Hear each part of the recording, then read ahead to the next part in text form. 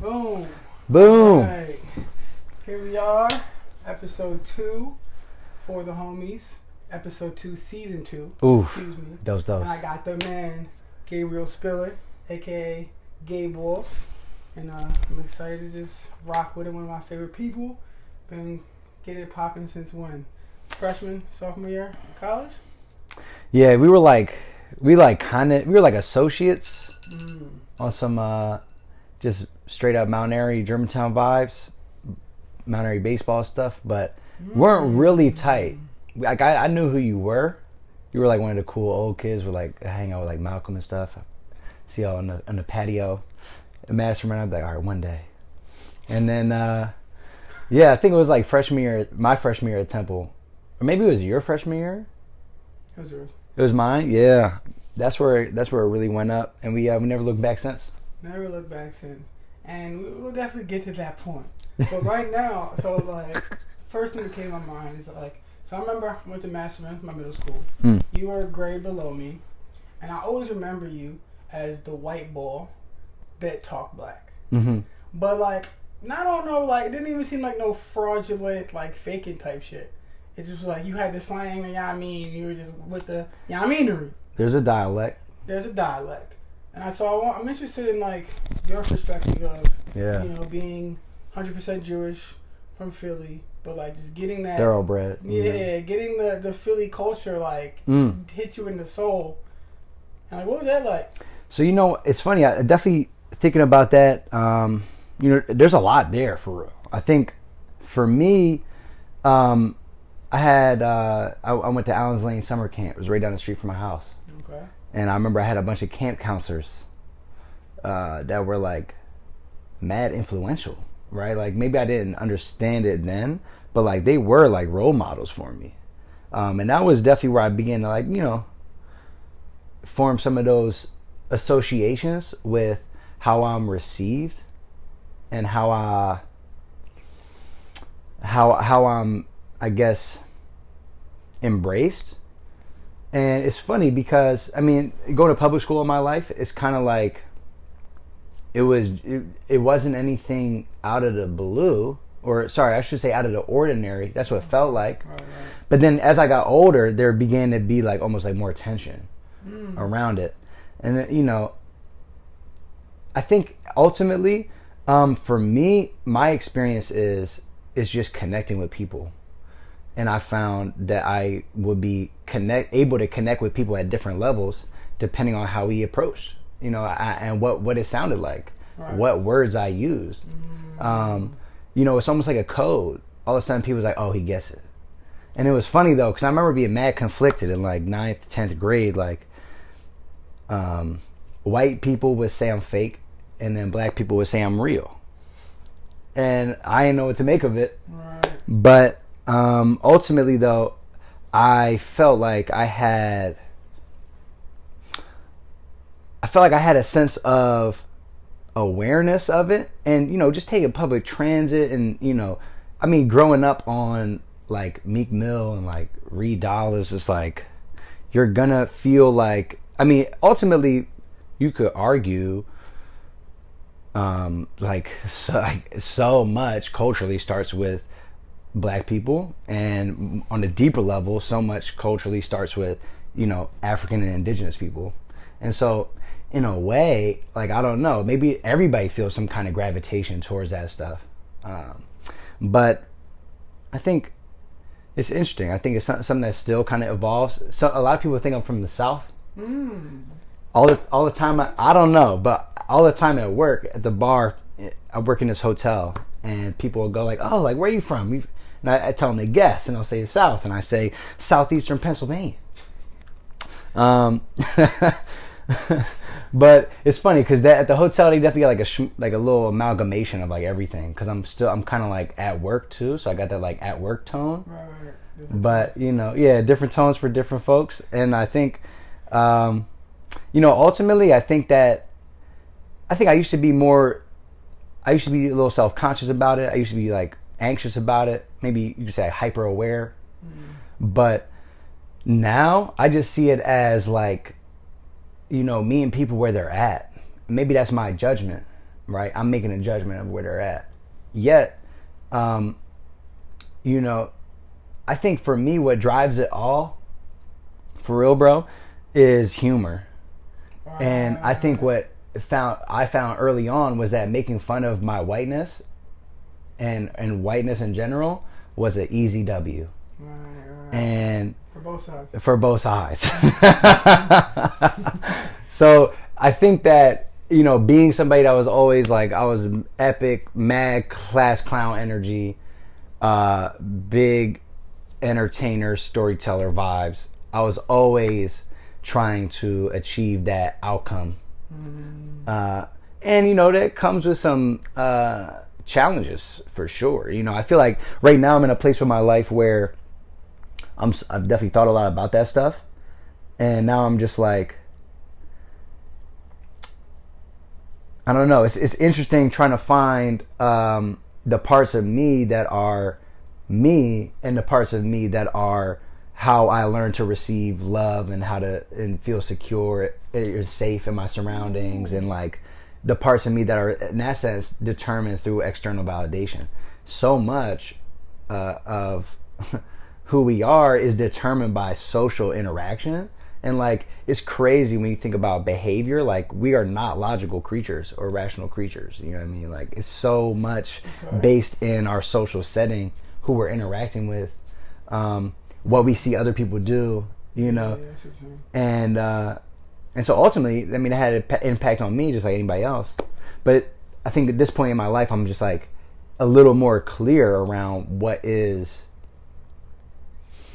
I guess, you know, I always feel weird about using the word authentic, but like more authentically me, as opposed to the part of me that wants validation, love, acceptance, you know, just it's interesting because there's connection. That's actually the best one, because ultimately that was my favorite part, was that I felt like I could connect with so many different people. Some people might judge me for that or say that, you know, I'm putting something on. But in my mind, it's me interacting with this person, and whoever that person is, I guess there's some kind of like little bit of a reflective element to it, where, you know, ultimately who you are is going to impact who I am when we're interacting to some degree. And so I think, you know, the older I get, maybe the less impact that has, but the impact is there for sure. Made a lot of good points there. A lot of good ones. One that really stuck out to my mind is you being like, white people having an issue and then black people fucking with it. Because I can super relate to that. Because I didn't know you, and you know, and there's white people who like tried to talk black, and like I was like, chill, dickhead. But you were not one of those. You were the one that was just like, it seemed very natural. It was just like, oh, this is gay, but this is what it is. Which is an interesting thing. And also for me, you know, me being half black, half white, I noticed over time how I talk different depending on like the crowd I'm in. Right. Like when I'm down Virginia with my little sister, all the black folk talk a little bit more, you know what I'm saying? Or maybe I'm on the baseball field and I'm a little more proper. So 2 outs. Just 2 outs. 2 outs. 2 outs. And yeah, it's just kind of something that's natural. It's just what it is. How I've been influenced, like you said. So to bring in a validation versus like who I am and what I love, I'm gonna somehow connect this to rap, because I feel like there's somewhere in there where. So when did you become interested in rapping? Nice. And I feel like we've talked about in the past, about it's meta right there. How like you trying to find the balance between. Like me, this is just what I want to produce because I love it, to then me trying to get an audience and do the things that I need to do to be successful. Right. That balance is kind of similar, maybe. You know, there's definitely something there. I think, to answer your first question, when did I start? I think I vividly remember being in the Arb. It was the Aubrey Arboretum with, I was with Da. I think I was with Ave and a different Ian, Ian Spellman. Our guy. That's our guy, out there, astrophysicist somewhere in the mountains of Colorado. That's good. The vibe was I had like wrote something, and they were like, yo, what, this is hot, like, yo, what, like, yo, keep writing. And Dahi was like a legit musician, and so his validation was like, oh wow, like I should really see what's up. And I think that's good. And ultimately I have no regrets, yet that definitely laid the groundwork for that whole dynamic where I kind of only learned I was good at it through external validation. And the reason I bring that up is I didn't necessarily have that internal confidence that like, yo, this is it. This is where I feel my most full. And then that gets even more skewed and misconstrued when, you know, performing is like life or death for anybody that's performing. Like, I mean, maybe it's different. I think once you like reach a certain point, you probably become numb to it. I mean, if the crowd knows your songs, like it's a little easier than like performing in front of a bunch of people who don't know who you are. Yet, even if they all know who you are, sometimes that can make the stakes higher, especially if it's like your people. But what I bring that up because there's going to be this immense sense of like liberation and like bliss that comes from like a successful performance, like facing that life or death feeling and that fear, and then reaching the other side and then being like, wow, like the exhilaration and the reward is crazy. I mean, you could go the other way. I've definitely bombed a number of times, and it's like that still haunts me, right? But the thing is, once again, it was all kind of externally validated, and I would, you know, go through these really intense, like I remember when I first started, like it was severe stress and anxiety getting ready to perform. But ultimately, like I chalked that up to entirely who I am today because of the habits and the rituals and the relationship with myself that was formed through that whole process. And like, I think being somebody that was like always like liked being you know, entertaining and telling the stories and all these things, I definitely had the ability to be in front of crowds and not have anxiety over that. It was really just the fact that I was going to be judged for my art. And so ultimately I think I'm a good performer, but as far as a musical artist goes, you know, it felt like a constant uphill battle. And so that led to like just me looking for more and more and more control, which led to more and more and more isolation, like in the process, right? Like I didn't want, because basically, to put it simply, because I didn't have that internal confidence in my own creative taste, sonically, I couldn't really judge work objectively until it was complete, until that joint got produced, mixed, and like mastered. Because I'm like, oh wait, I gotta hear it like that, and then I could judge it. At that point, I brought in 2 or 3, 4 different individuals that all got paid for their time, and it's an investment where now I can't really go back and fix anything. And now it's like done. So the first time I'm being able to actually objectively view it is done. And I don't know, it just, that led to a lot of like what some people call perfectionism, but I was talking to somebody and their take was like perfectionism is low-key like a form of depression. Ooh, I think I heard that. Tell me more. You know, that shit definitely resonated with me. I think I can't remember exactly what their through line was, but the way I internalized that was I had the outlook of trying to basically represent my whole self through this single work of art or whatever it was, when in reality that's not possible. Not even close. And it's just unfair to the work of art. Right. But ultimately though, it's therefore just like limiting my ability to express myself and just exist. And so I think in that sense it really I don't know, it kind of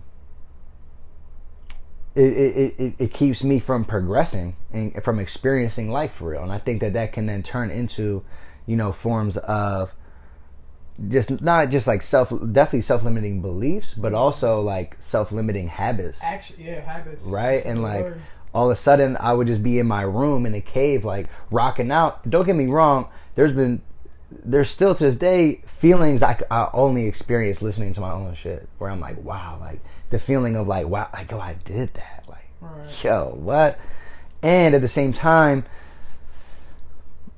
I think that it wasn't always the healthiest, and I think certainly from a professional level, it wasn't sustainable. Yeah, I can like remember and agree with that. Like you were putting so much pressure on yourself. Like you send me some shit and I'd be like, fire, drop it. Yeah, I'd be like, wait, no, it's not. Yeah, it's ass. I'm actually not releasing it ever. Well, the kick ain't really even right with the snare, and then the ad libs. Honestly, I don't really like the hook for real. I gotta redo the whole hook, and then he was always trying to redo everything. Yeah. And that's it's hard to really move like that. It was always just me, just like yearning and grasping for control, right? And trying to like keep myself safe. And I think the bravest thing somebody could do is release art. That's very smart. The thing is, though, it's like trying to ascribe value to it. That's where it gets sticky because it's different for everybody. Right.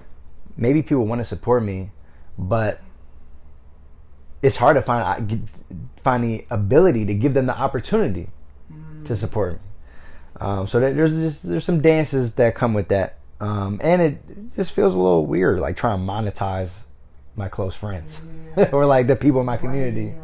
Your own shit.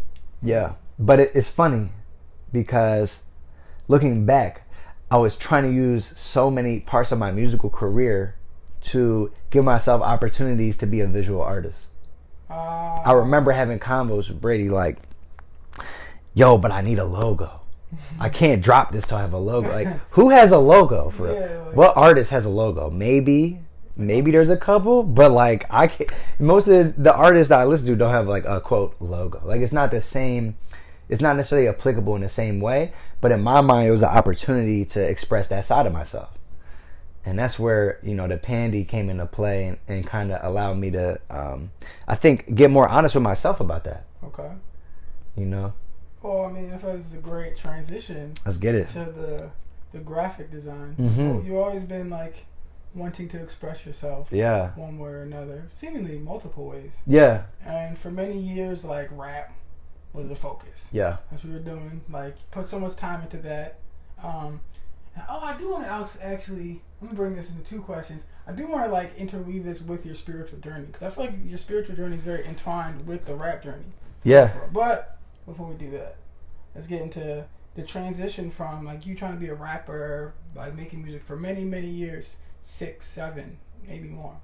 And to, like you said, when the pandemic started, you kind of had this big awakening or change or something that like it's funny because I still hate the idea of identifying with as like a rapper. I don't know why. I just feel like repelled by that.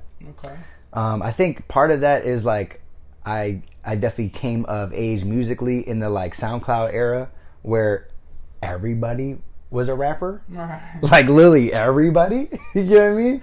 I think, and that's a beautiful thing. We all had democratized access to sound equipment and sound software and stuff like that. The thing is though, I think I always saw myself as more of like an artist, and that's why I was like striving. Whenever I heard the term rapper, I think, what it really is? The stigma that would come with that, that label within my own community. Okay.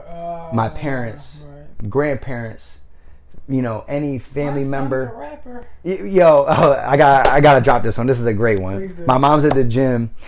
Somebody asked her family friends, like, "Oh, how's Gabe doing?" She's like, "Oh yeah, he's a rapper." And I think that's how that like disgust for that started to brew subconsciously.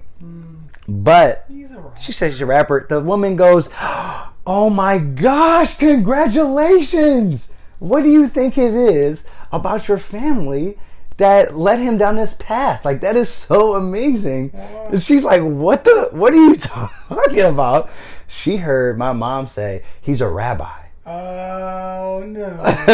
Which is like, so different. That probably would my mom's dream come true, but that's similarities though. But yeah, I'm conducting we're in communion and we're holding a service, leading that. Yeah. I think MC.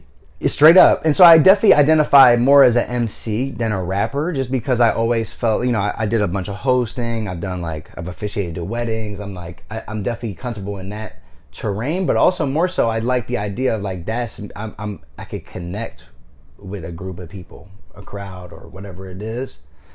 And I definitely had that spontaneous element that I like to lean on. And to me, that was like, I don't know. I feel like I'm just getting into the weeds of like old thought patterns of like, no, I'm not this, I'm that. All that stuff. When in reality, fuck a label. I think you're right. But ultimately, like, that's also what led me into production, right? Because I didn't want to just be a rapper. Like I felt like it was limiting. I feel like I didn't get respect from people or they judged me immediately if they heard that. Right. And maybe, really, the truth is, I judge me. Yeah, exactly. Right? It could have been both, too. Yeah. But to your second question, though, about this, like, sort of reawakening, it's almost like, just to give, I don't know, I bet anybody that's watching this, maybe you haven't seen me in a while, maybe it's been a minute since the pandemic. Basically, what happened was my lady's brother is like, he was like following these like macro investors, and they were talking about how it's only a matter of time before what's happening in Italy and China is about to happen here. And let me just rewind to like March 2020, like late February 2020. I am like gearing up for this big release of this single. I've never felt more confident in myself as a musician, as an artist. I got like a bunch of self-produced music I'm getting ready to release.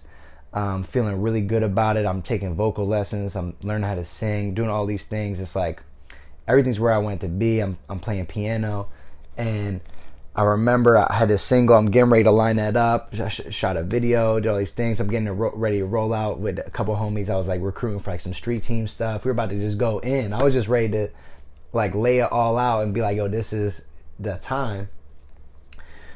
And then the pandemic comes.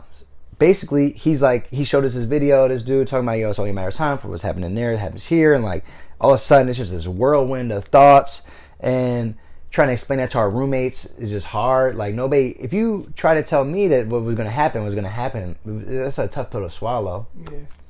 Long story short, her family was like, yo, come out, stay with us. We're like, yo, it'll probably just be a couple months, let's do it.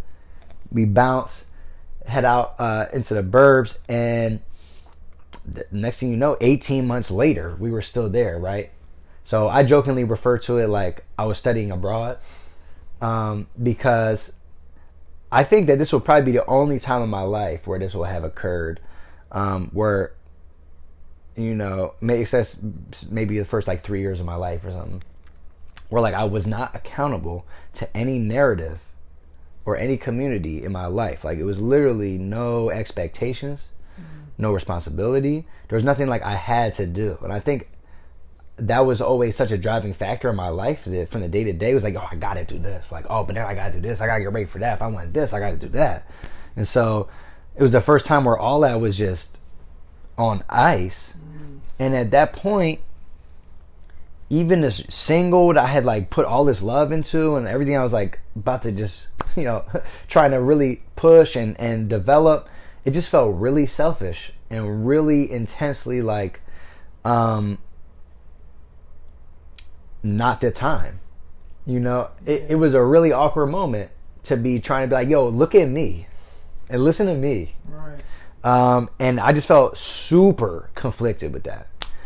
On top of that, my lady and her family have this lovely bird named Pepe. Shout out to Pepe. Pepe said, bro, welcome to the crib. You can record anything you want, but I gotta be on every track. That was his like one agreement. Unfortunately, the ad-libs were not that tight. Oh, no. And that's like maybe one of the most frustrating things. And anybody that works in audio or like is an engineer or something like that, when you just had that like buzz or some random like that, the trash truck is backing up outside, those little things that just find their way into the mix or into the song can be really frustrating. And I just found myself like going through it. Like I'm just like stressing over this. And I'm like, yo, this is a moment in time I may never get back. What would happen if I just let go? If I just like released my grasping for all these things, and that includes like this identity of like, this is what I'm supposed to do. This is who I am. That's tough. And that's sort of like what I'm referring to in like not being accountable to these narratives. If I had stayed in that house, in the apartment I was living in, with the community I've like grown up in, I would have felt accountable to continue to do those very things, even if it wasn't what I wanted to do. Yeah, I'm glad you like.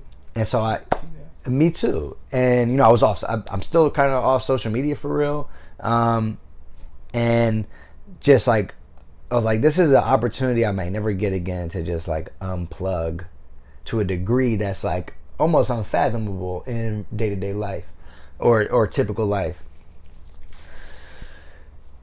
That leads to like a lot of different things, but one primarily was this like postcard project that definitely like single-handedly like reshaped my life and my understanding of myself, you know.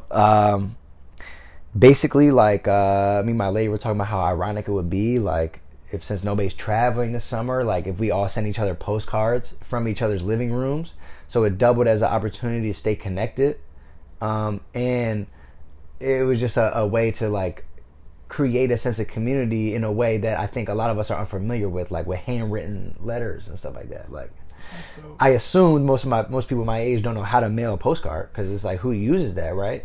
So I got the stamps. I designed these like 4 illustrations for these postcards, and sent these packs out to a bunch of people that I care about in my life. And it was just crazy, like the amount of impact that had on people, and then therefore on me, was something like I had never experienced before with music. In 8-9 years of making music, had never had once somebody asked to buy a song. I mean, first of all, they didn't really have the opportunity, but more so, people are trying to buy these postcards. People are like, you know, actually sending them to their people. People are sending them back to me. Shout out to you, bro. That was great. Where'd you send that one from? That was from like, you sent it from Lima, bro. That's crazy. Which is just beautiful. I still got that. My cousin Max sent me one too. I recently saw them postcards on somebody's wall. I don't remember who. Like, I know a couple people hung them Jones up. I mean, that's like so touching. Like, I'm on a bunch of homies' fridges. Like, what? Like, that just feels amazing. And I think all of a sudden, like, I just started to understand a little bit more about myself. And like, every part of me will always had this story that like, okay, once I do this with music, once I reach this point, then I can do this. Then I could start messing around with that. Then I can actually do that. And I know we've talked about this before, but it was like this sort of moment where I realized this whole time I've been like searching for purpose, right? And really like in my whole musical journey was like looking for affirmation of that purpose every time. Right.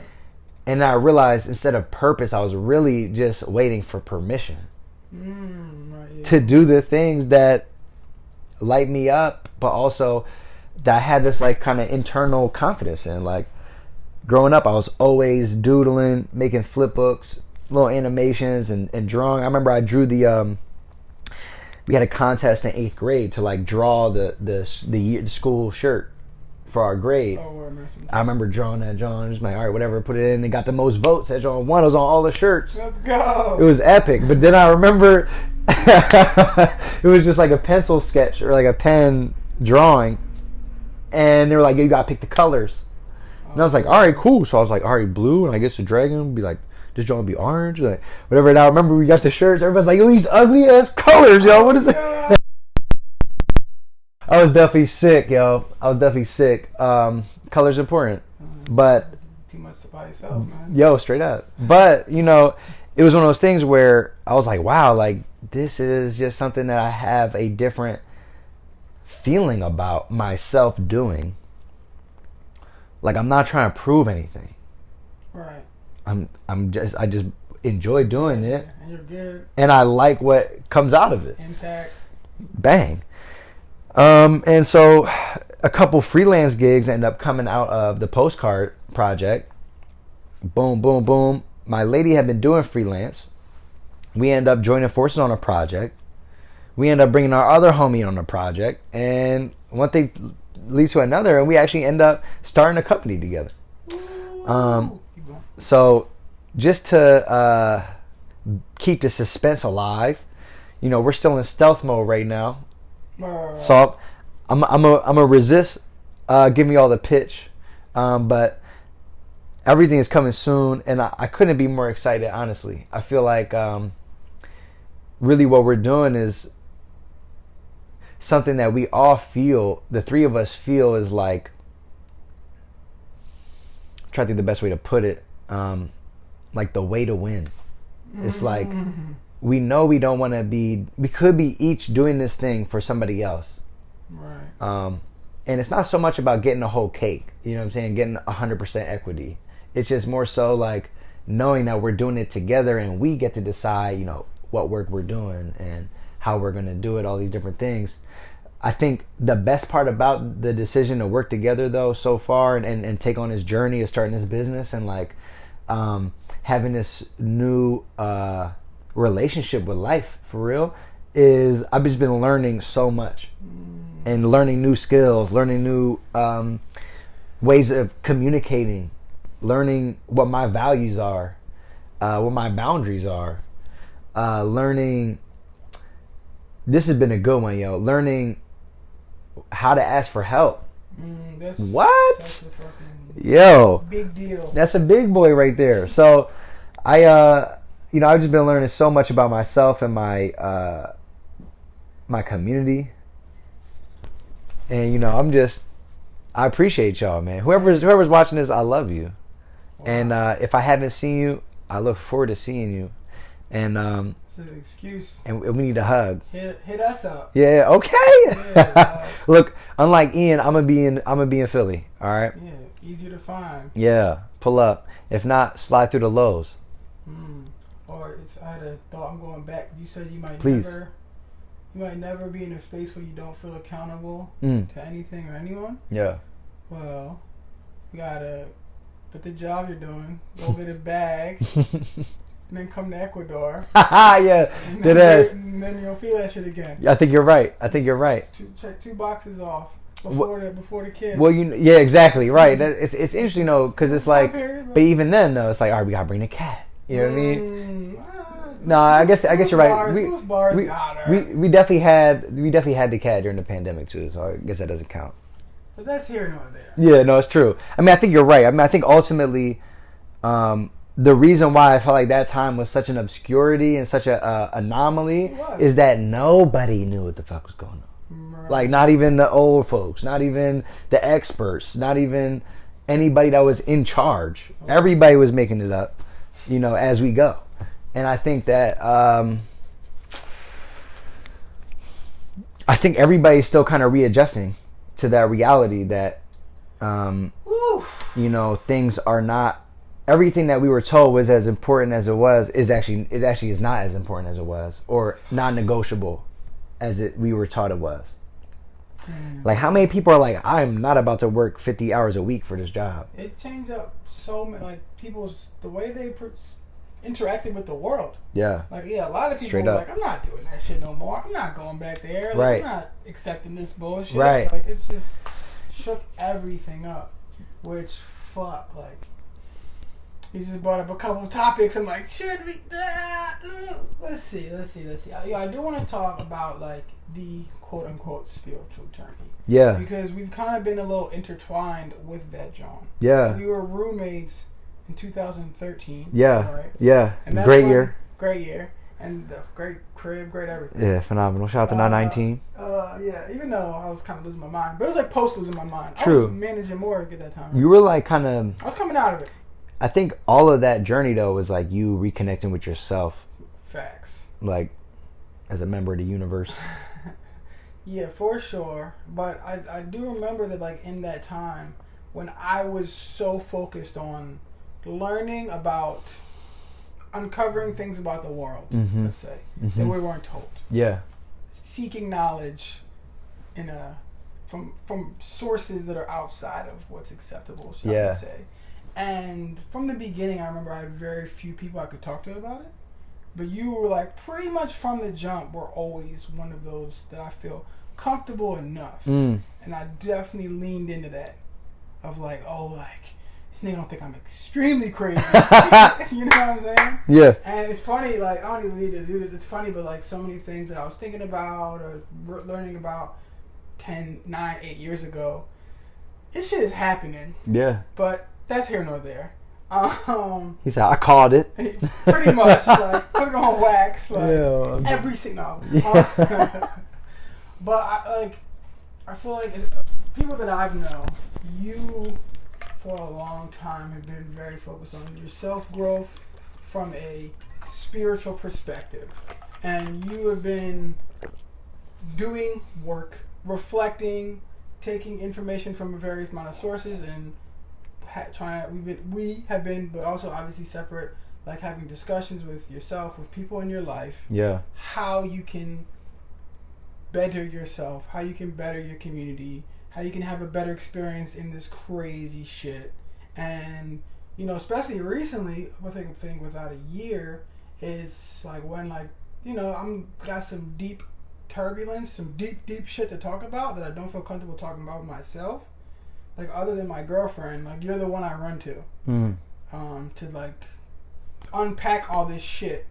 So I just want to hear about, like what your spiritual journey. Yeah. And, like, it's a very open, vast, like, who knows what's about to come out. Yeah. You know what I mean? But for sure, I just thought that's really special. Like, a bond that we have to, like, what's your side of that?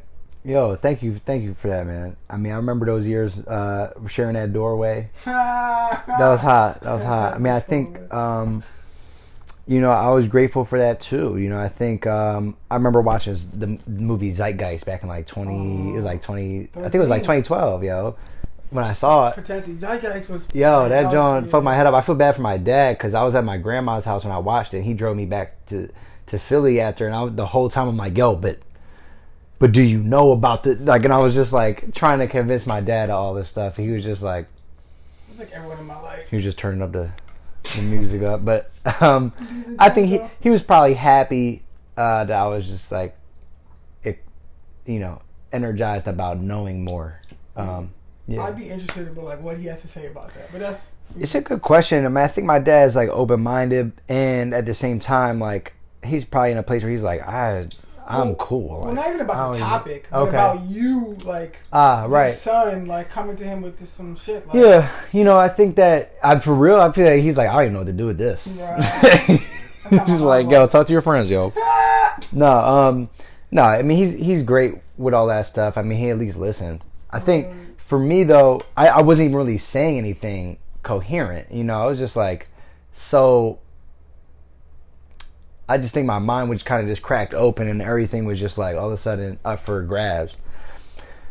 To get to your question about the spiritual journey, though, you know, a lot of that comes back to that my musical career and like performing. You know, like I said, it really feels like life or death. And at least when you identify as an artist, you know, that whole identity all of a sudden is up for question every time you perform. At least it feels that way for me. And that led to, you know, the ability to like be with myself in these very stressful moments before, after, during, and like once you kind of like develop that relationship with fear, I began to learn how much of life is on the other side of fear, and how much that is really an indicator that I'm excited. The first thing for me was like learning that when I felt like it was fear, it was really my body telling me that I'm excited, but that excitement is based around the unknown, and I could easily turn the unknown into all the things that could go wrong, or I could trust that I'm going to do what I can, and that ultimately when I just lean in, you know, I just got to trust myself. I got to trust the universe. I had to just like let go of the need for everything to go right and the need for everything to be perfect, because ultimately nothing's really in my control except for whether or not I'm going to lean in or not, right, and be closed or be open. And so that led to this I think that was the biggest thing for me, was realizing that there's this like inversion of all these emotions that I've been taught are things I don't want in my life. So once I realized that this fear was actually so essential and instrumental to who I am and getting gratification out of life, you got to take risks, right? I had to take risks to feel that. And then just to tie it all the way in, something like shame. So having bombed numerous times, a lot of shame comes with that. Yeah. But it was through some of those nightmares of situations that I was able to learn that my shame is actually the part of me that believes in me the most. Whoa, okay. So my shame is actually the part of me that looks at that time that I didn't do what I thought I could do, and I feel this way because that part of me believes I'm capable of achieving all that. That's hot, bro. And that's when I started to really learn that all of these emotions are me. Are you? All of these emotions, sadness, shame, fear, love, joy, all of them, there's a lot, but they're all dimensions of me. And if I was to suppress one or try and like negate or not acknowledge one, I'm removing parts of myself. Right. And ultimately, specifically these lower frequency emotions, the ones that we would say come with like a negative charge or something I don't want to feel, are ultimately giving me the most vital data about myself. Yeah, I love that. I love that. Data. That's a good word.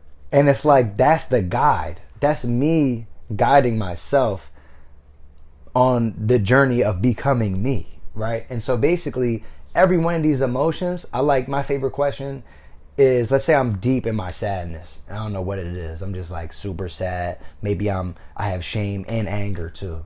That's key caveat to anybody listening. It's never one emotion. We always got many emotions, maybe all of them at the same time. Sometimes they're stronger than others and there's like an imbalance, but that's the worst when somebody's like, yo, why are you angry? It's like, damn, maybe I'm hurt and sad and scared, but it looks like anger. And so that was a nuance for me to like be able to like begin labeling and distinguishing everything I'm feeling, but then going one by one and asking my sadness, what are you telling me I care about? Okay. So that's an exercise. Yeah, like I'm trying to think of a good example. Okay. The other day I was supposed to meet up with a homie. We were supposed to wake up mad early, like 5 a.m. I was supposed to scoop him. We were going to go slide over to LA Fitness, get some shots up. Right? We were both like coming out of rehab, trying to get back, get court ready. And things didn't go according to plan. I was up way too late. And I'm like, damn, this is a bad look. And I just felt so bad, like hitting him up, like, yo, I'm folding. Right. Just felt so bad about that. And so I had to spend some time with myself, like, why do I feel so sad? And like, do I feel it's like shame and like disappointment? And ultimately, that's because I care about integrity. And I care about being accountable to my word. I gave somebody my word. Important. And I did not hold that up. And so that sadness is just telling me how important it is to respect my word and ultimately communicate. Maybe I knew earlier than 11:30 when I sent that text that I wasn't going to be ready. Like maybe I knew at 8, right. Or maybe I could have made a choice at 8 to not stay out or end up getting stuck out late, right. So all of these emotions just tell me more about myself. And they always got something to say, and ultimately it's me talking to myself, telling me what I care about, what's important to me. And then just to finish that journey, it's like once I hear from my shame or my sadness, like what it is I care about, that's where I can then find gratitude. So this performance where I bombed and like literally still think about and like still want to go back and do it different, still wish it didn't go that way, right? that has like kept me up at night, these like nightmarish scenarios, I can find gratitude for that now. That's beautiful. Because it taught me about shame and how much that was able to allow me to learn about myself. And that's something that I'll never lose. That's just going to be a asset for my life for the remainder of my time on this planet. And I couldn't have done it without bombing. Right, you gotta fuck up. You gotta make mistakes to you can enjoy the fruits of the lesson. Dead ass. Shall we say? Oh, I love the way you put that, because like, you know, I've heard it and thought about it in ways that pretty much simply like emotions are superpowers. And being able to connect with like an emotion and be like, oh, I feel this, and process it in a certain way. It's like, to be able to do that is you already have legs up in the world. You already can like empathize with somebody, or you can, you know, just connect in a more authentic, genuine way. And you know, everything's energy. People recognize that shit. Yeah. So when you're like really in tune with like, oh, like that made me sick. Like that's, you know what I mean? That gave me that feeling. And then being able to analyze why, and then being able to take the step of how am I gonna, you know, interact in the scenario with that discuss. Like, am I gonna call this person out? And if I do, how am I gonna do that? Or am I just like, it ain't even worth it, I'm gonna play back? But those who can't see the emotions as superpowers, who can't process it, and like I can see and talk about it, can't really process it in a high level in any way. But it's so much easier that something happens and be like, man, fuck you, just snap out, or just, man, fuck you, I ain't shit, and just go into that hole. Yeah. Because not being able to like see that, like you said, I think you called it a message. Yeah. That shit is just so important. It's not taught about, and which leads me to my next question is because, you know, we're on similar phases of this shit, I believe. And, you know, I learned almost like a year and a half at this point that I developed one of my coping mechanisms was just any negative emotion that would come my way, I'll just take it, bottle it up somewhere, and never look at it ever Put that over here, really, lock that up. From like a jump. Yeah. That's what my dad did, my mom does. It's like just what it is. And being able to understand that aspect and then look back and like, oh, I don't really like feel my feelings. Like shit go, like I'm just always kind of in the center of the water, just kind of rolling. But understanding how I like that I don't have a deep connection with like how I truly feel about things, and has really helped me get to the point of like, or you know, this is a journey. All this shit takes time. 100%. So let me not like you haven't, you know what I'm saying? You're literally learning right now. Exactly. That's what we're doing. That's what this whole shit's about. Yep. But like, tell me about your journey with trying to connect with your emotions, and like, how do you even go about looking? Like, what does that look like? How do you start with that shit? Thank you for asking that question, bro. It's an awesome question. Cool. I wish I heard somebody ask that question, and I got to watch that podcast like 10 years ago. Wow. So yeah, I think, you know, we're in this world where, all right, I think emotions are right up there with like sex and death. These are things that are literally a part of life, everyday life. In fact, you could say we're constantly charged with it, with media and all these different things, and yet we're not, it's all taboo. We're not supposed to talk about emotions. We're not supposed to talk about sex. We're not supposed to talk about death either. Most important shit. Right. The most essential human qualities. You wonder why shit's fucked. No, but it's a thing. I think we're all running, right? We're all running off emotion, reacting off emotion, responding off emotion. And there's like ripple effects of emotion. Like, you know, somebody comes in a room and they're pissed, like everybody can feel that shit. Facts. It's crazy. Yeah. And ultimately, like, we're all mad irresponsible with our emotions for the most part. Right? Because we're not taught anything about them. I, too, had a very similar story of I can't feel emotions. I don't know what that feels like to, like, feel my emotions. Right. People always be like, oh, yo, Gabe, you always happy as shit, bro. Facts. And I think that came from, like, a gratitude practice, and being able to see, like, early on as a class clown, I learned shitty things will happen to me, and then it becomes a story that gets 80 laughs for years, right? And so I was able to see the flip of like, oh, things could happen in this ass in a moment, but tomorrow this shit's about to be funny. Right, flip it. And that began to shape my outlook on a lot of things. Like, okay, well, how is this happening for me? You might hear people say it all the time. Like, it's not happening to you, it's happening for you. And so I was always asking myself that question. I was always able to find gratitude for things like that. And yet, you know, I remember I went on a date with this girl. She knew me. Like, we had known each other for a little while. And she was like, yo, like, do you ever get angry? Like, what's it like when you get angry? Like, I got like kind of self-conscious about it. I'm like, I get angry. Like, but like, I didn't really even know what I was talking about, you know? Trying to find times and shit. Like, right. Because I can't find one. Well, I was able to see that, well, it's funny. I get real angry at inanimate objects, yo. I would start cursing out that radiator if I stubbed my toe in that joint.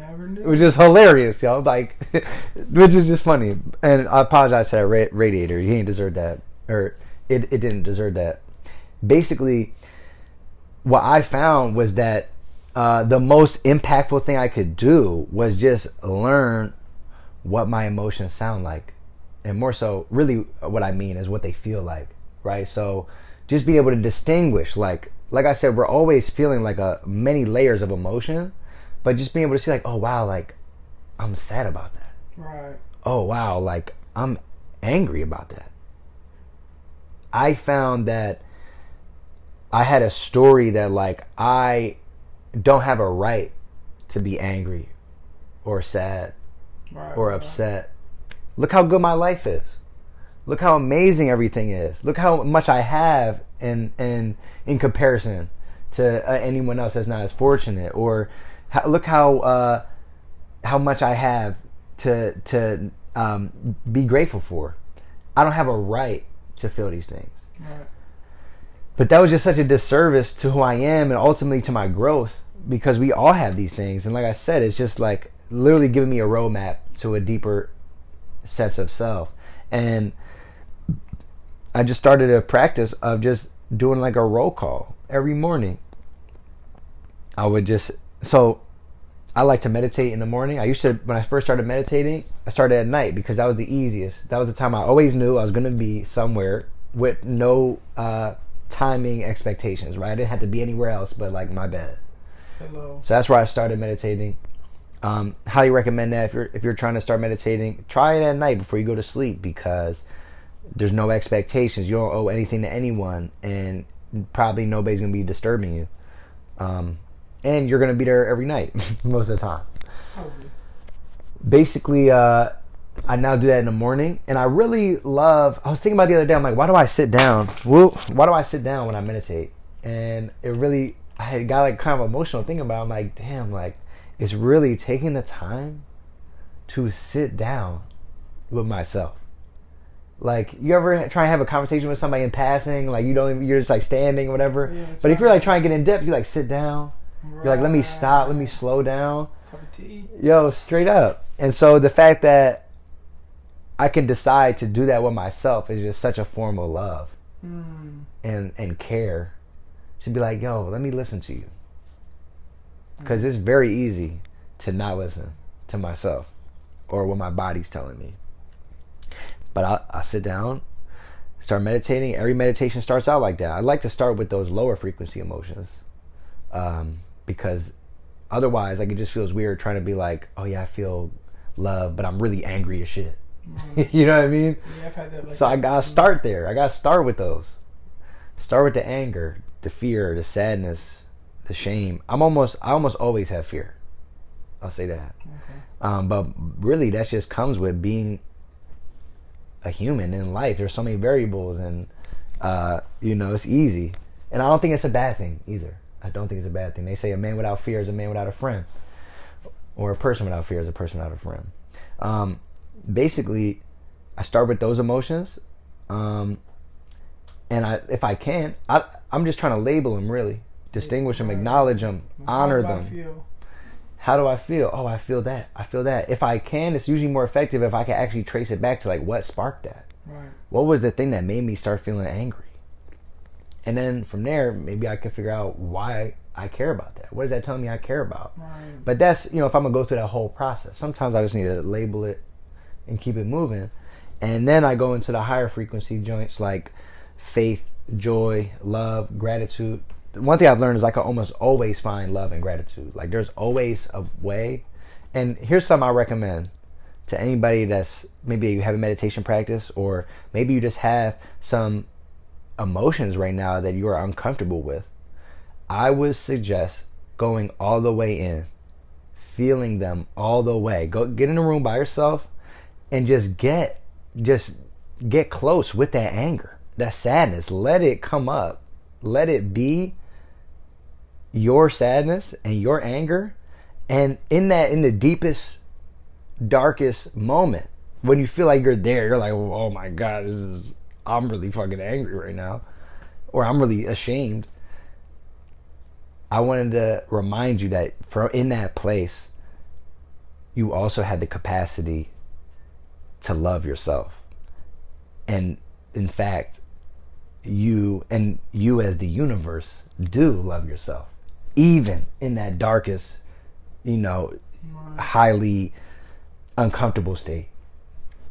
And that's been really transformative for me, really, really healing, just being able to learn about my emotions as dimensions of me, and also be able to see them as a good part of me, not as something that's holding me back or something that's hurting me. It's actually informing me and guiding me, and ultimately my sadness loves me. Right. So does my anger Every part. and my shame, all of it. And it's almost like, can you imagine if like somebody who was like your friend was just like, nah, like I don't fuck with you, I'm not gonna listen to you, I'm gonna act like you're not even there. What? That shit's gonna come out sideways. Right. And oftentimes if I don't sit with my anger or my sadness, I'm still gonna be operating out of it. Not even conscious. And not even conscious of it. Now I'm just short and I'm agitated and I'm upset I'm picking fights. It's funny. Eckhart Tolle, we talked about this before. He talks about the pain body wants more of itself. Right. And so that was really eye-opening to me. I'm like, wow, when I'm sad, I'm trying to make everything something to be sad about. Yes. When I'm angry, I'm making everything something to be angry about. And ultimately, that comes from me not actually sitting with it and actually listening to it. And therefore, it's just finding its way into everything until I could finally just sit down and listen to it. That's profound. Yeah, I guess I gotta start sitting with my emotions, because I feel like, I don't know, I'm like pre all that. Like I'll be like, I feel like I don't be angry about things I need to be angry about, or I don't be sad about things that I need to be sad about. I resonate with that. Yeah. Tell me more about this sadness thing. Oh man. You say you sometimes you feel like you're not sad about things you should be sad about. Yeah, it's always like, it stems from everything that happened to me. Mm-hmm. From like feeling a lack of safety where I am. To talk about fear, just fearing being in existence as a black person. They say that, but it's different when it happens to you.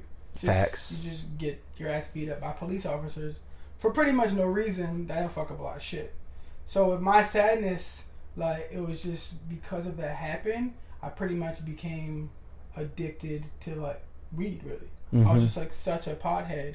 So like I was either really sad and depressed, or I was just high as shit. Mm-hmm. But even when I was sad, I don't really think I was feeling it.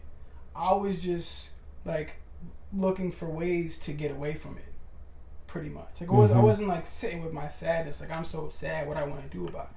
I was so sad because like I had really good things going for me. Yeah. All that taken away. Yeah. Now I have nothing. So my feelings were like, oh, let me kill myself and get the fuck out of here. Right. Because I don't even want to deal with this shit. So I feel like I put my emotions such in a deep place, so far away from reach, because they were so real. And nobody I knew could relate. Mm-hmm. Like, literally everybody, when all of my friends were graduating from college and like starting new jobs, I was dropping out of college and I was charged with a felony aggravated assault against a police officer. Like, so I just retreated every emotion, everything bottled up. I was either super depressed, didn't want to be here, or I was high as shit. So I just numb myself even more. So now it's like, now I'm like learning these things of like how I need to do these things we were just talking about. Yeah. But it's like, you know, maybe it's just a longer process. I don't really know what that looks like. But, you know, I have, you know, been exploration to a lot of things stem from my relationship with my partner, where I feel like she's one of the few people that like makes me feel shit. You know what I'm saying? Well, like that I can connect with it because she's so important to me that like when some shit goes wrong, it's like that, like, you know what I mean? Like that deep ass hard feeling. She makes you feel certain things, and you're able to identify the feeling though. To a somewhat more extent, but not like, even like identify that you're feeling this because of this. Yes, and it's still very much like at the beginner stages, but well, my recommendation, there's a lot to I want to respond to there, and just that last piece, and to anybody that's listening, if something like that comes up, try unpacking it, because like I said, there's oftentimes way more than just one emotion. Yeah. I'm not just sad. I'm actually angry and hurt and scared, right? And so there's a lot there. Oh, it's so yeah. And so it's worth trying to actually separate the layers and distinguish everything that's involved in what I'm feeling in this moment. You know, I just thought. What'd you think? Yeah, please. Is that I feel like part of me has too much fear to unpack it, because what is on the other side is like so damaging. And it's crazy because I actually, like, you know, I had someone where I did readings with that, you know, they were connected with the Akashic Records on some spiritual shit. And I asked if I should do ayahuasca. And they said no, because, you know, ayahuasca, like, opens our door to our deeper perceptions and it gets us, like, connects us with a part of us that we can't naturally connect to. And she was like, there's a good chance if you do ayahuasca, a lot of this darkness is going to come up to the point you can't handle it. And it's a big chance that can like regress you, because it's just like so much darkness in there that's just bottled up. So I just had the thought, partially like when that shit comes, like just as I feel there's a barrier between me and my emotions, where I'm just like, no, like the unpacking is that fear of like, the fuck, truth. Yeah. It's like, well, first of all, I want to thank you for you know owning that fear, bro, because I think that's real, and I think a lot of people probably resonate with that. A fear of what my reality is. A fear of listening to these things. One thing I want to say is like, I can totally imagine why it felt that way going through that experience, because here you are, you're doing everything right, you got all these things lined up, and then bang, all of a sudden, not only is everything gone, but every single like authority or institution in society is telling you that you don't matter. Big facts. And it's telling you that what you wanted or cared about isn't relevant at all, and that for somebody like you there is no justice. Yeah, flat out. Showed me like flat out. That's what the world showed you. Such a good picture of that too. And I think that there's no real like, it's not like, oh well, that's them and they're gonna go over it. It's not like that. Right. What I'm saying is that is an illusion, but that illusion was, you know, what you were was your reality, right? And so I think it makes total sense that it was internalized the way you internalized it. I personally believe, as your friend, that there was nothing wrong with any of the things that you did during that time, or with who you were during that time. Right. That entire part of your journey, I don't think there was anything wrong with what you did, and I don't think you did anything wrong to the world to deserve that. Oh, right. Okay, you flipped it on me. I don't think that I don't know, maybe there's a story there, right? Oh, of course, yeah, the story is rolling. I don't deserve anything. I'm not good enough. I fucked up. I did it wrong. I'm the one that deserves to feel this way. Can I interrupt? Please. Yo, it's crazy because I almost feel. Wait, say what you said again. My bad. I was just saying that all that shit was a lie, but it makes total sense why you would feel that way, and I don't think it was wrong for you to have felt anything that you felt or did during that time. Okay, right. So I got two simultaneously thoughts. One thing, I feel like my higher self, and this is like my intellect, knowing that everything I went through, like, there was reason behind it. Mm-hmm. Like, it had purpose. Mm-hmm. And, you know, part of me thinks it's like on some past life. Like, whether it's what I did to someone else, I had to feel that back, or this is a lesson that I had to gain in this lifetime, for whatever the reason may be. That's their intellect. But at the same time, I think that, like, you know, my intellect and my feelings are very disconnected. So, you know, there's also, when you said that, immediately I felt like I agreed with you to an extent. Because, like, in the beginning, I would agree. But then I get to a point where I'm still, like, stuck in these, like, old operating systems. I'm not going to say because of what happened, but it had to do with a big part. For sure. And I feel a lot of, like, blame. I can blame myself for, like, not, you know, raising out of this negative situation and, like, having a better relationship with myself that could lead to better relationships with everyone in my life. I can look at that and, like, it's pretty much like, you know, like, you could have got your shit together, like, the pieces were there for you. And, you know, I'm still on this journey and I still have that, but, like, I kind of got to just let that go. I think you should spend time with that Ian. With okay. Tell me the more. Ian post that incident and during that time, and simply to show that you were literally not given any models on how to get out of that type of experience. Keep going, freestyle. Let's go. You were not given any technology or tools to help yourself. In fact, you're surrounded with a bunch of people that also know how to cope and desensitize and numb themselves, right? Yeah. That's what you were taught. And you were also taught through that incident that, once again, you didn't matter, you were wrong, and that there's no justice for you. Yeah. And all of that, I mean, I can't say that wasn't real, because that was the reality you experienced, and yet I don't think that's the truth. And so I think that it's worth spending time with that Ian that has a right to be angry and upset and sad of all of those things, when and also to be loved. Right. Because I think, like I said, there weren't any tools or technologies or models to show you anything else or enable you to do anything else. If anything, it was probably a lot of, like, let's not even talk about it. Oh yeah, of course. Right? Of course. And so the cool part is that you can still talk about that with that Ian. Right. Whew. Give me everything you know now, everything you've experienced now. As you know, you and I have both talked about how much your life has changed for the best because of that moment. Yeah. Right? For sure. And yet there's still probably so much unprocessed. Yes. And I think that's a great place to start.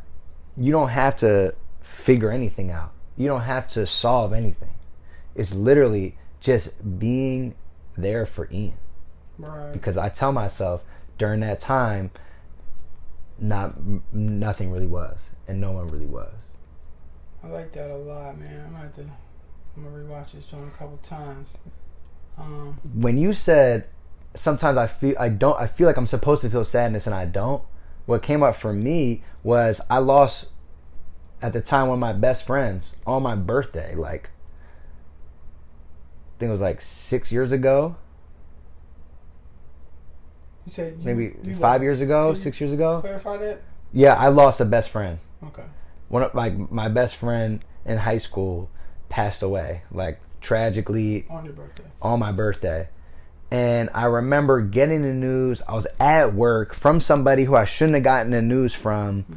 And the whole time when I received it to everything, I was just closed. And then I judged myself the whole time for the next bunch of months because I didn't respond emotionally in the way I judged I should have. And I would argue I'm still processing that shit.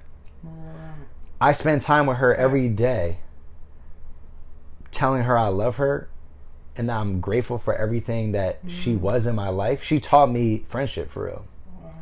And then I like to take a moment to just take a breath with her.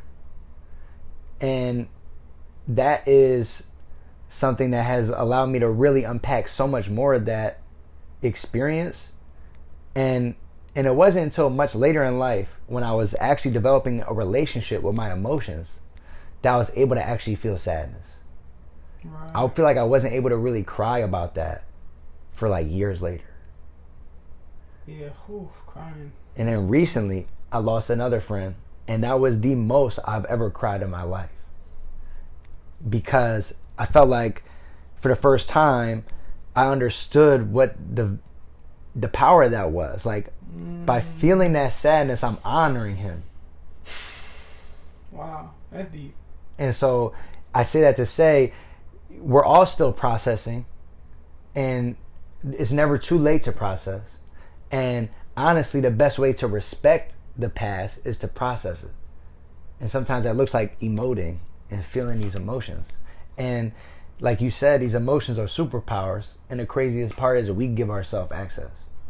We do, we can. We give ourselves. I'm the one that grants myself access to my emotions.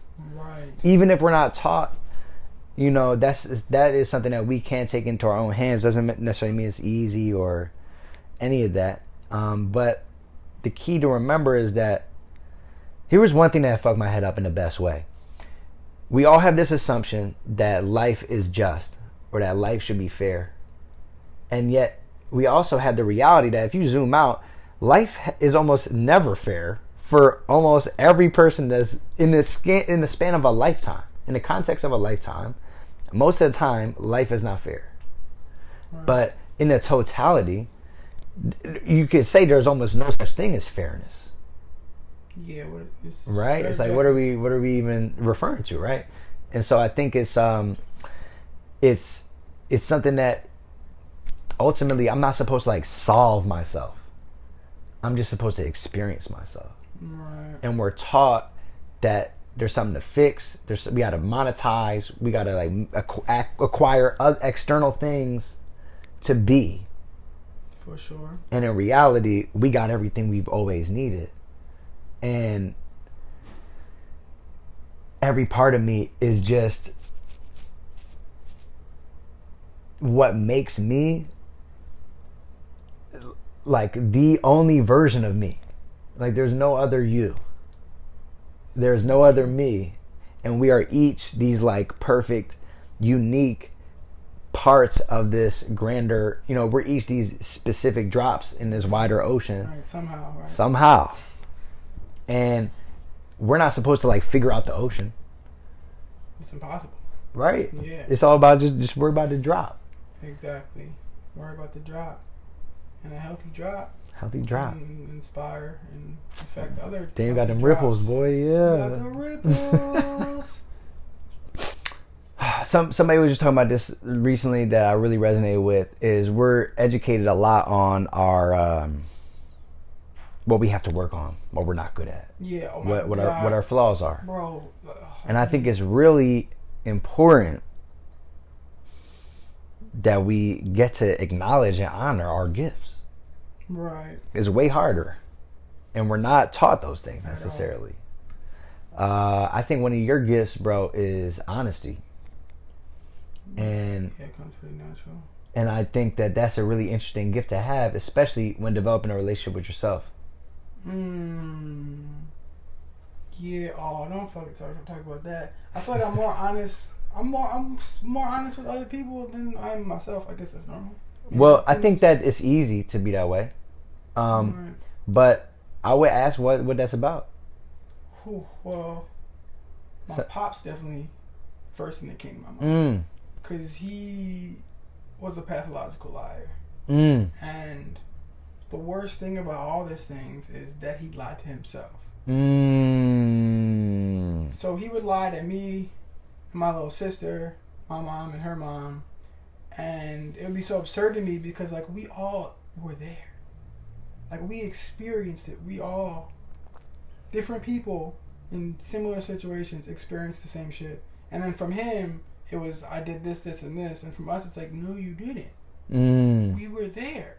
You're lying to us and to yourself. What the, like, why? And you know, that's a whole other thing of like, then when my dad's passed and, you know, all the things that he went through, like all the pain and like all the ancestral trauma. Oh, I don't even know. We need to get into all that. But I think that's a thing that I saw at a young age. Like my dad saying this, but the obvious truth being this, of me being like, oh, I don't just, probably subconsciously, I'm just not going to do that. Because it doesn't make any sense. It just doesn't add up.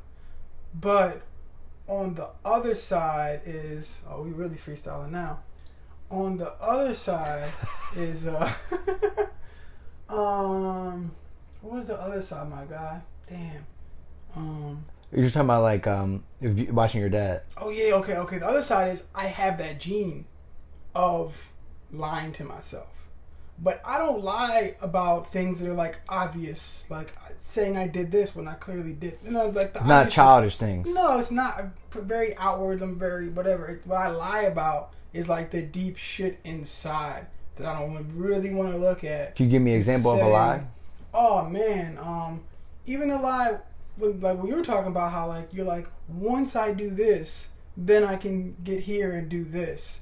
I wasted so much time in my life doing that. Yeah. Of like, I gotta get at this level. Putting it on the horizon. Yeah, put it on the horizon. I gotta reach this. I don't have it right now. Exactly. That fucking lie. Oh man, that's a big one. I also, I can tell you another one. Okay. That you don't know how to feel. Oh, you did it to me.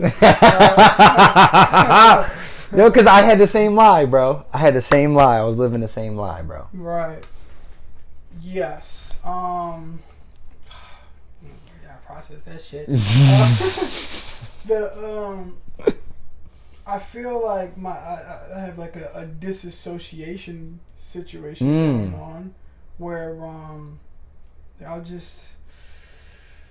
I'll lie to myself that certain like outward things don't affect me when it does affect me. I just don't feel, or I don't like, you know what I'm saying? It's just like, oh, that's good. That like, you know what I mean? I definitely tell myself that lie. Oh, it'll be okay. Just like push it aside. Right. Whether it's like, it doesn't matter. This is it matters. It's affecting you. Let's figure this shit out and like grow and keep it pushing. That's once again, it's like, why is that affecting me? Exactly. What is that telling me? Right. I care about. Yeah, I care about this shit. It's not a lie, that I'm very it's all fucking lies now. Well, you know, lies, but like, well, what if you got to experiment with that conversation? You know what I'm saying? That's what our show's about, cutting up. Yo, I'm talking about when the camera's off, when the sun's down, or whenever, honestly. But when in solitude. I just got a big one. Hit me. Probably the biggest lie is I don't have time. Ooh. That's probably the biggest one. Yo. I don't have time. Damn, that's such a good one. I think that's I think that's something that a lot of people could probably resonate with, because we're taught that not only is time first of all, not only is time real, quote unquote, but it's being used against me. If I'm not using this time to acquire, gain, or expand in the like Western sense of success, that I'm wasting my time. Yeah. And the whole idea that if time is spent to get me somewhere else, then right now, that's a lie. Whoa, okay. Somebody said humans somehow figured out a way to measure something that doesn't exist. Oh yeah. Right? That's Dolores Cannon out here. Hey. Basically, the vibe is, it's all right now. People say it all the time, the power of now, being present, all these things, but it's the reality. Or even the fact that the past, the present, the future are the same thing, all now. That's definitely like a spiritual thing you'll see out there. It's like, right. I don't really know what you mean by that, but I feel you. I will recommend to anybody that's listening or anybody that somehow is hearing this is breath work. It's crazy, advice. Bro. Talk about technology. We got these things called bodies that have mad technology within them that know how to take care of themselves. Knows how to inform itself, knows how to adapt, and is really programmed to heal in a lot of ways. But my experience with breathwork, though, is giving me not only a much deeper sense of awareness of like the, I guess the best way to put it is like the depth of a moment. It's like there's so much to the now, to this present moment, that is easy to look past if I'm not experiencing it. But on a deeper level, it's also brought me like a much deeper awareness of my body.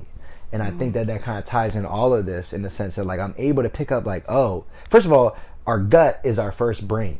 Right. Before we even had a brain, this John was running the show. And if you feel, whenever you have these emotions, fear, anxiety, sadness, shame, almost all the time, you could triangulate it around the gut. My stomach dropped. I just did. It's crazy. I literally just did. And that is really important. And it's also mad subtle. Yeah. And through breath work, I was able to just develop, and just for anybody that hasn't heard of that, it's basically just like, for lack of a better term, it's breathing, but it's also looking at breathing as an exercise and experimenting, there's different strategies with like inhale, exhale, breath holds, through the nose, through the mouth, all these different things that do different things, produce different chemical releases from the brain, have our body relax and open up in different ways. If somebody has insomnia, check out breathwork. It's a great look. Anyone and everyone.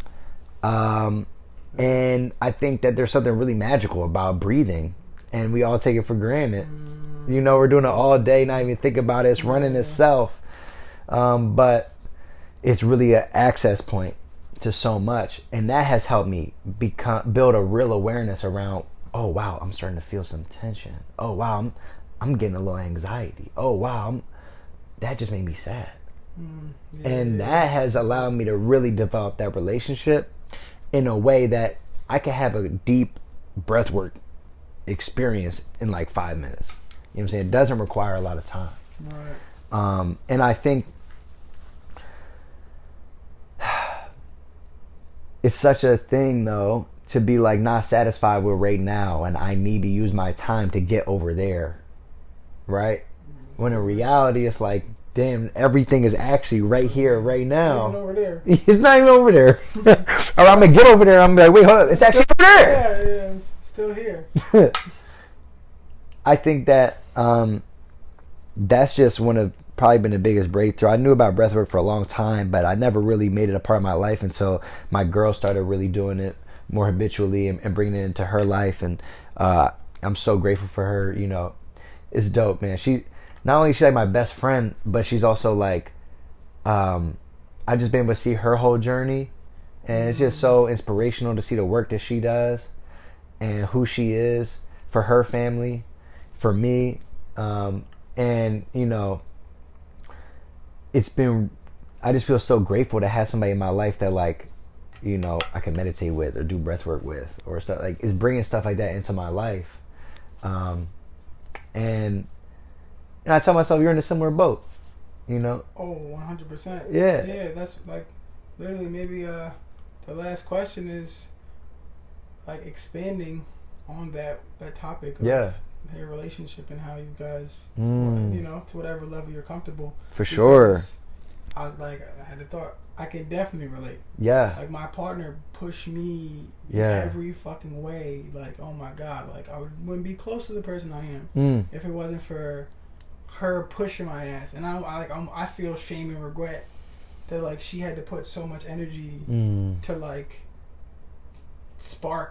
inspire me to get off my ass and like start doing the work. But really, you know, she was like the biggest spark in my life towards positive things.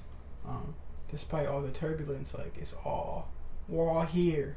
You know, it's something crazy. Somebody was saying that like when you boil it down, when you have conflict with somebody, the emotions that sometimes it comes out like anger. Right. Sometimes it comes out like, hurt,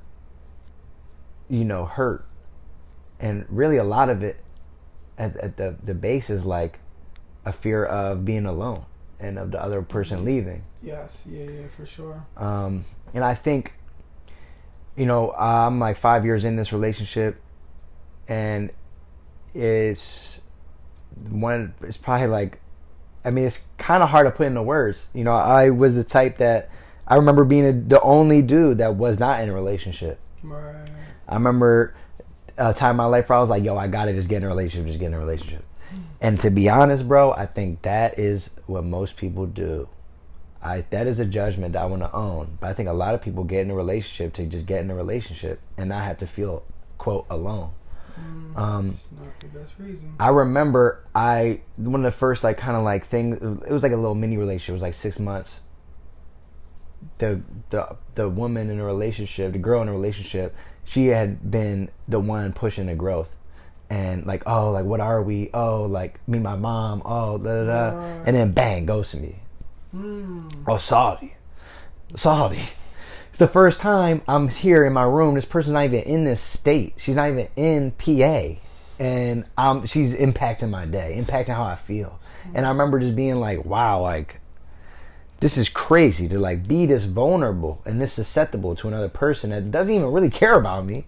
Is wild, right? And so at that moment, that was like sophomore year in college, I think. I was like, yo, I'm not trying to be in a relationship unless I'm comfortable not being in a relationship. I love that. I think that's so important, bro. For real.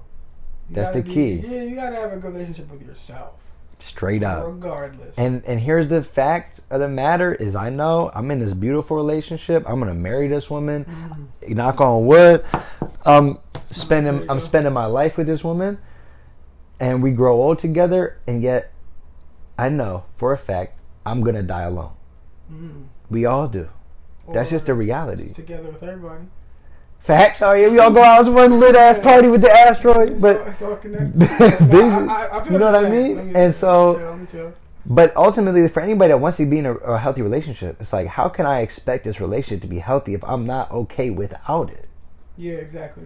And it's really powerful. Like, I identify as an extrovert. We talked about this before, but like I identify as an extrovert, and yet I get so much energy and power and life out of solitude. I need solitude, and I just respect the shit out of solitude. And I think that there's like an abundance there. You got you, bro, more than anybody else. Facts. And I think that doesn't show up unless it's given the opportunity to. And I don't know, I think we have a really, really good thing going on, and I think a lot of it has to do with that. She was in a similar place. She had kind of been done with all these nut-ass relationships, toxic relationships, shitty relationships, and she went through a lot, like most people, I imagine, but she went through a lot, and she told me she was like in a place where she's like, you know what, like I'm just gonna be single. She's like, I actually don't want a relationship right now. She like had put her age cap at like, she's like, they gotta be like 35, bro. Luckily it's 25-year-old shit, on it. Like, no, but basically we were in this similar space where we were like, yo, I am cool being alone. I'm actually at peace. And then ironically, that's when we found each other. And I think that's sometimes how the universe works. I got a similar story, Before I met Tamar, I was in the face. Like, when I first met her, I immediately was like, I like this girl, but I'm not going to pursue because it's just too much shit going on in my life. Right. Like, I'm just overwhelmed as fuck. As is. So, you know what I'm saying? So, me trying to be in this fuck that. But, you know, the universe was like, no, cuz. Like 6 months later, like, you know, yeah, like, I mean, pretty much the band I managed was booked for a show with her. And I was hosting that John. You were no, you are not that. Really? I remember hosting that John. You hosted the later John. Oh, yeah. No. You hosted the first John. It was the first. You hosted the John we met. Yeah. Literally, and we met, and that time, like that's when I was like, it was like spark. Yo, we started talking, and I was like, oh wow, I like this person. Mm-hmm. Then I saw her music, and I was just like, oh shit, like heart cracked open. Who the fuck is this? And we talked after, and it's like, damn, like she's thorough. He said noted, but I was like, can't do it. Like already over the meter of fullness. Like not like try to pursue something that is already impossible. But that's here nor there. And you know, I think to your point though about like earlier you were saying that sometimes she's the one that could make you feel the most. Yeah, she's the one that makes me feel. Feel, period, right?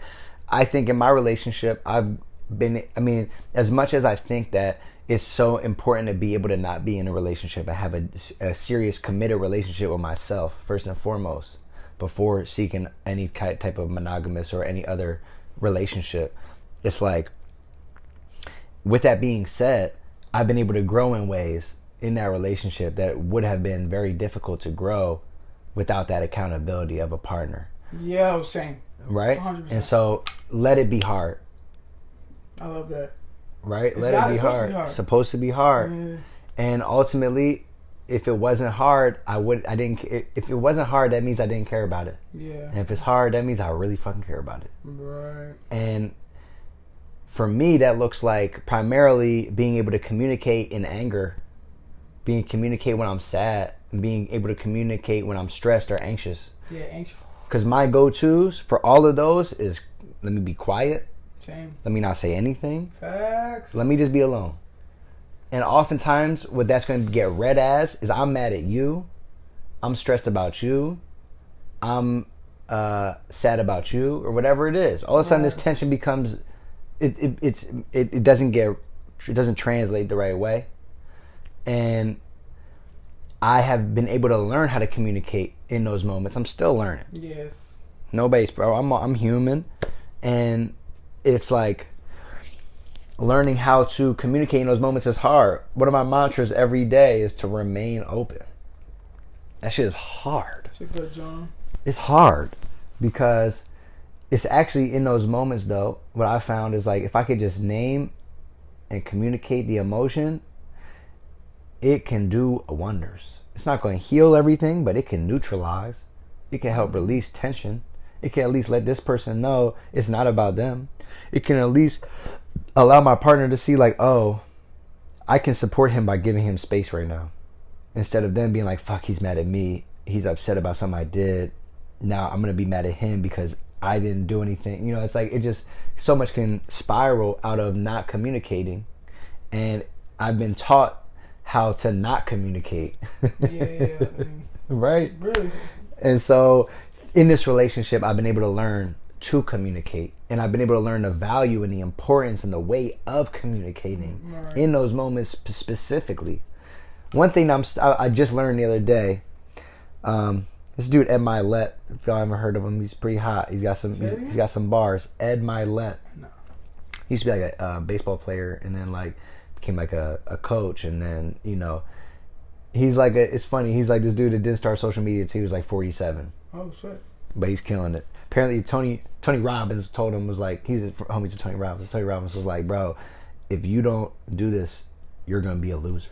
Oh shit! Yo, he came right his neck. But it's like nobody in his life would have said that to him, right, but him. That's strong. And it was true. This amplified, took him to a whole new place. This is beside the point. What the dude Ed Milet was talking about was he operates the same way as us, where his go-to is to retreat. Okay. And he was saying with his wife, what he learned is that in those moments, the best thing that he can do to like feel, to release some of that tension is just touch. And actually just like breaking that connection, actually allowing love to pass through.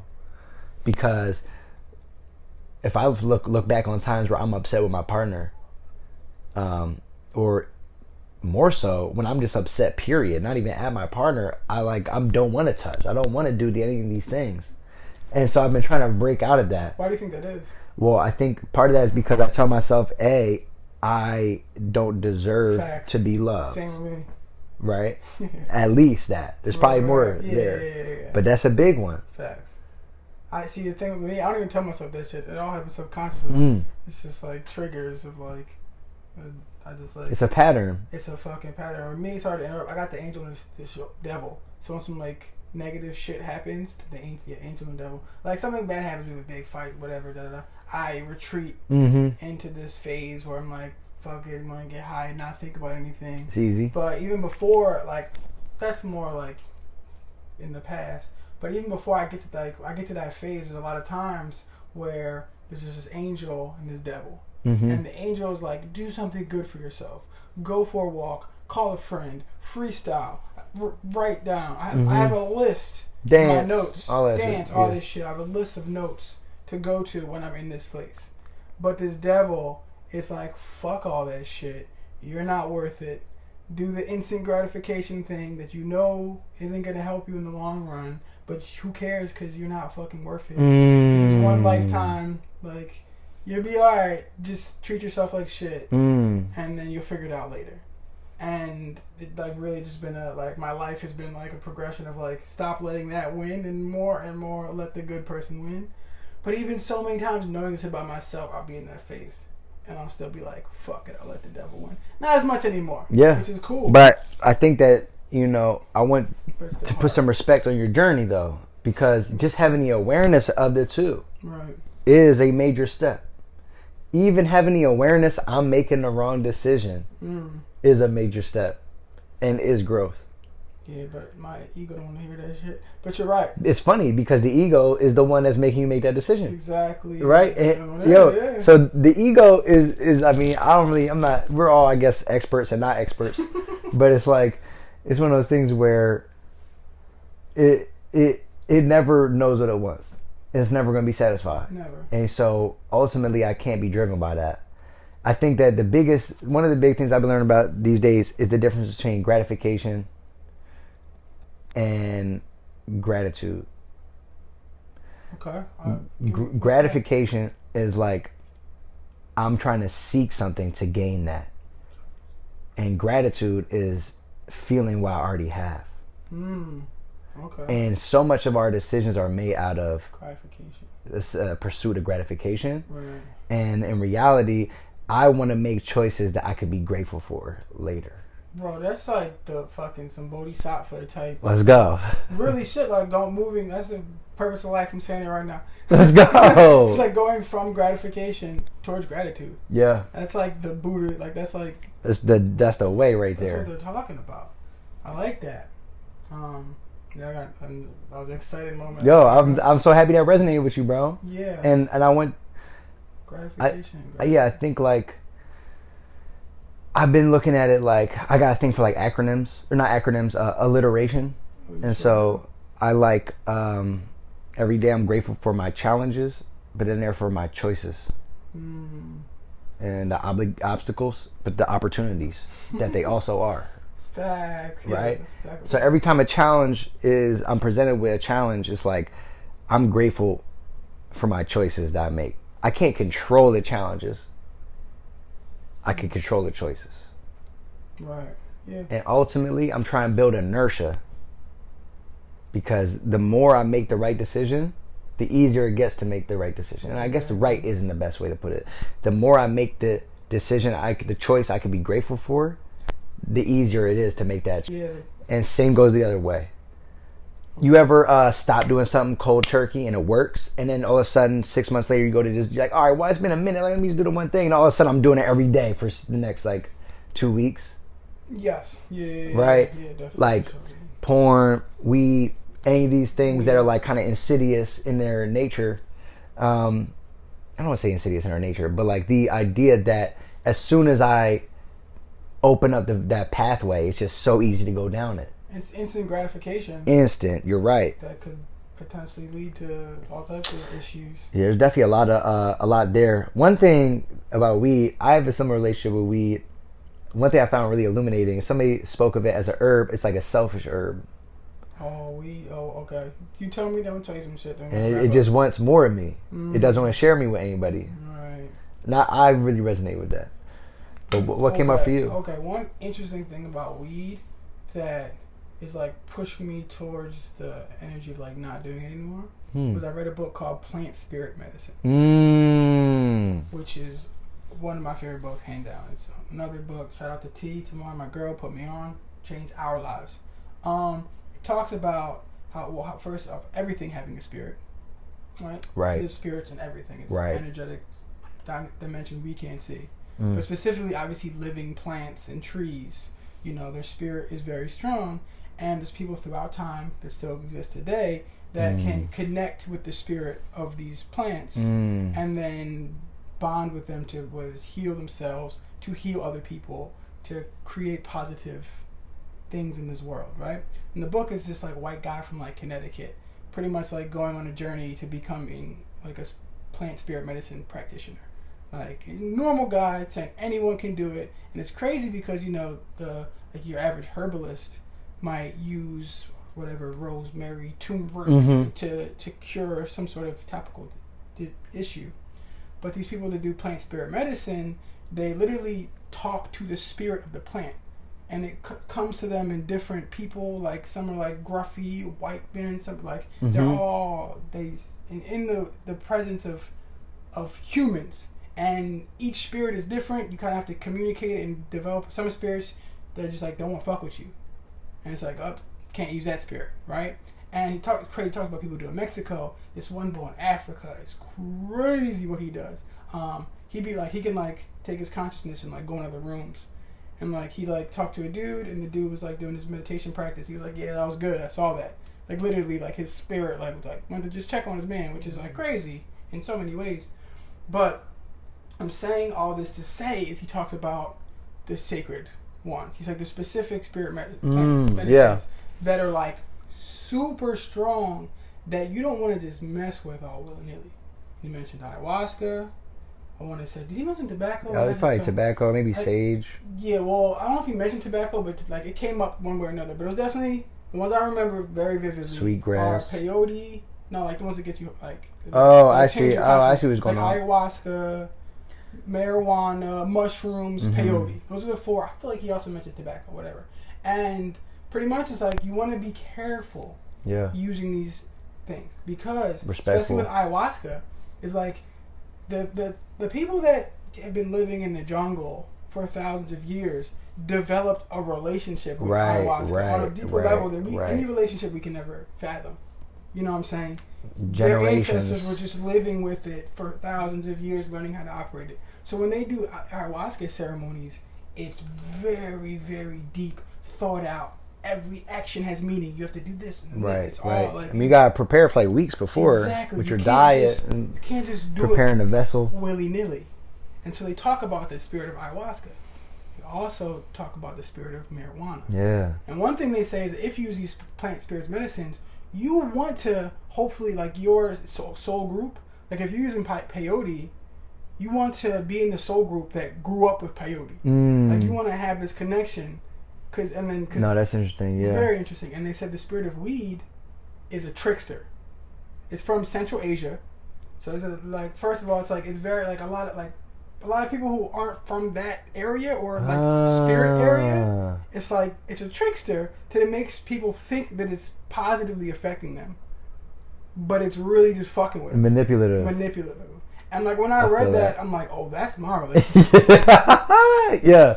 Like for sure. Right, especially when you add tobacco too. And it goes deeper, and like now I've developed a much better relationship with weed. It started with me being dependent on it or I'd be suicidal. Right?